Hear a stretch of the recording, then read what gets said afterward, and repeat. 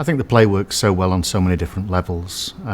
Ultimately, it's the story of a real boy, Daniel Spargo Mabs, who tragically died in 2014 after he went to a legal rave and took a lethal dose of MDMA. And I think it's an important message that we need to communicate to young people about the dangers of drugs, making sure that they make the right choices.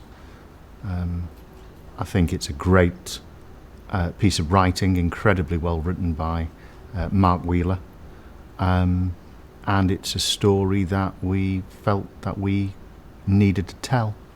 There was a lot of pressure putting this on, creating the piece in the rehearsal studio, knowing that we were telling a story that was using a verbatim style of theatre, so words that were actually recorded by Mark Wheeler, by the real family and friends, just after his death. It was important that we had a duty of care for the cast as well. It was an emotionally draining experience, and it was important that we also were able to inject some elements of fun as well, because Dan was fun. You know, he was a typical drama student. He achieved an A-star grade, and he was a lovable, cheeky little rogue at 16 years old.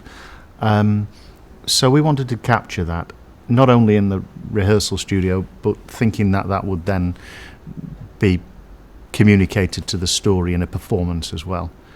But it was important that we felt that we did capture a sense of who Dan was, and certainly there was a significant amount of pressure, knowing that we were working towards an end goal where Tim and Fiona would be there with us on that final day, watching the performance, and ultimately lead towards an edited film version of that performance, which would then be used as a way to tour schools and educate young people about, as I said, the dangers of drugs. Good theatre serves two purposes. You've got the purpose of entertaining an audience, and you've got the purpose of educating an audience. And if you're able to combine both education and entertainment in one piece of theatre, then you know you've nailed it, and you know you've created a good piece of theatre that will have an impact on an audience, that will then make them leave that studio space, that theatre space, that auditorium, wherever they may be, and actually make a change as a result of what they've seen. And Tie It Up Theatre Company always tries to make sure that we get the balance right between entertaining an audience and educating an audience.